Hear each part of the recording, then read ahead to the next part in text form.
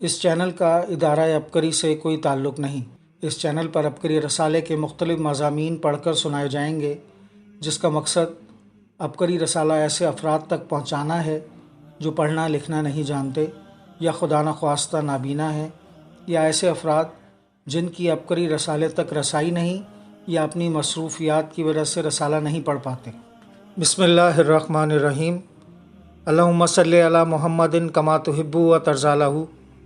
ستمبر شمارے کے صفحہ نمبر 20 کے اوپر ایک نہایت سبق آموز واقعہ شائع ہوا۔ غلام نے بادشاہ کو فقیر بنا دیا۔ حضرت ابراہیم بن ادھم رحمۃ اللہ علیہ اپنی بادشاہی کے زمانے میں دربار لگائے بیٹھے تھے۔ غریبوں، ناداروں اور حاجت مندوں کی قطاریں لگی ہوئی تھیں۔ ہر ایک آتا اپنی حاجت بتاتا، آپ اس کی حاجت پوری کرتے، وہ خوشی خوشی بادشاہ کو دعائیں دیتا چلا جاتا۔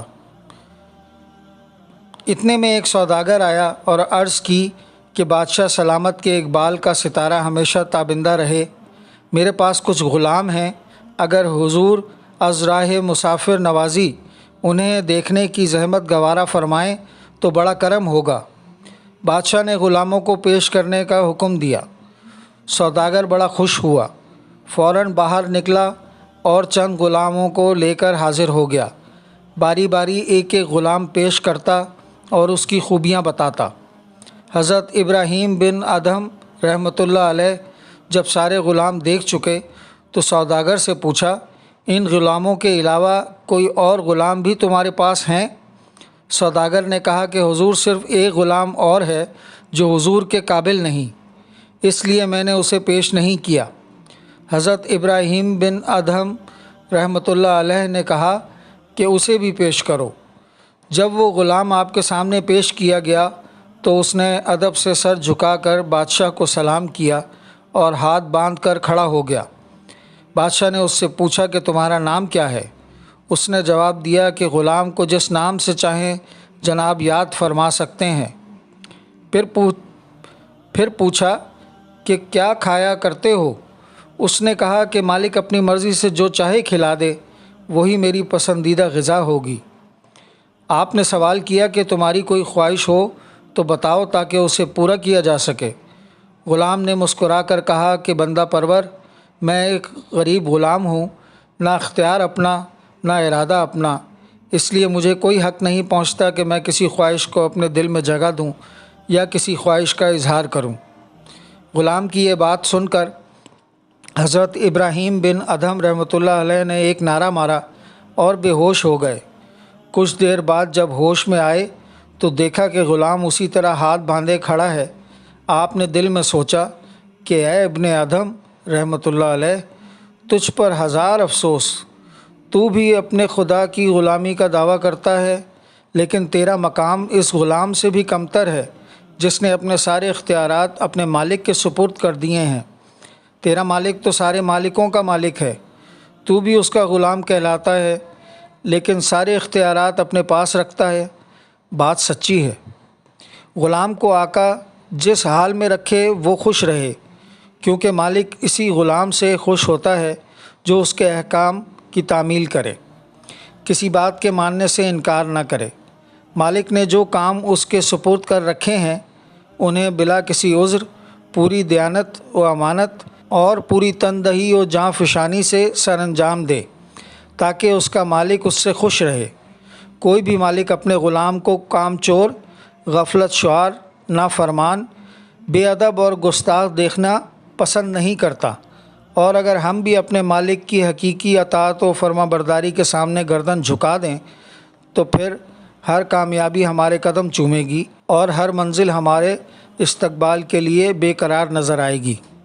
ستمبر شمارے کے صفحہ نمبر 22 کے اوپر جانور پال حضرات کے لیے بھی لوگ اپنے تجربات بھیجتے ہیں، جس سے لوگوں کو بہت زیادہ فائدہ ہوتا ہے۔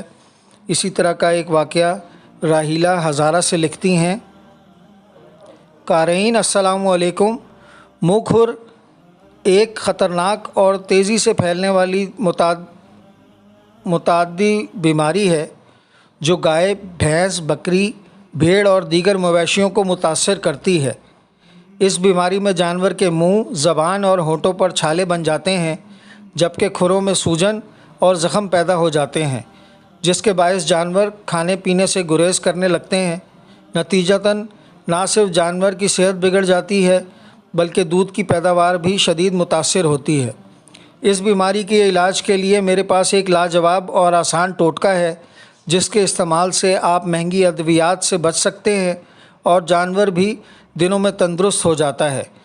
یہ نسخہ میرے بھائی کو ایک دودھ فروش سے ملا جس کے پاس کئی جانور تھے۔ ایک دن بھائی معمول کے مطابق دودھ لینے اس کی حویلی پر گیا تو وہاں مچھلی کی تیز بو محسوس ہوئی۔ ادھر ادھر دیکھنے پر اس نے 2 بڑی مچھلیاں لٹکتی دیکھیں۔ بھائی نے جب اس کے بارے میں پوچھا تو دودھ فروش نے بتایا کہ میرے جانور منہ کھر کی بیماری میں مبتلا ہو گئے تھے۔ میں نے بہت علاج کروایا مگر فائدہ نہ ہوا۔ جانور خوراک چھوڑ چکے تھے اور بہت کمزور ہو گئے۔ پھر میں نے کسی مخلص سے مشورہ کیا تو انہوں نے یہ نسخہ بتایا کہ مچھلیوں کے سر لے کر انہیں پانی میں خوب اچھی طرح ابالیں، اس پانی کو تھوڑا ٹھنڈا کریں، پھر اس نیم گرم پانی کو جانور کے منہ اور پاؤں پر ڈالیں۔ دودھ فروش نے بتایا کہ میں نے ایسا ہی کیا اور میرے تمام جانور 2 دن میں مکمل صحت یاب ہو گئے۔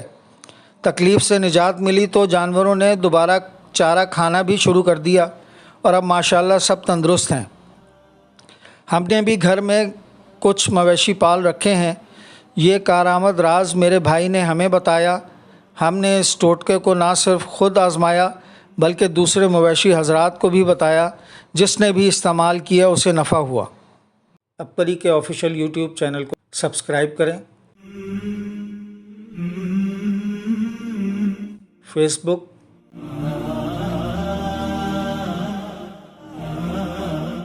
ٹویٹر اور انسٹاگرام کو فالو کریں۔ ابکری ویب سائٹ کو وزٹ کریں اور ابکری واٹس ایپ گروپس میں شامل ہونے کے لیے ان نمبروں پر میسج کریں: 0332 755 2382۔ نمبر ایک بار پھر ملاحظہ فرمائیں: 0332 75 52 382۔ دوسرا نمبر 0321 4343 500۔ نمبر ایک بار پھر سن لیں: 0321 4343 500۔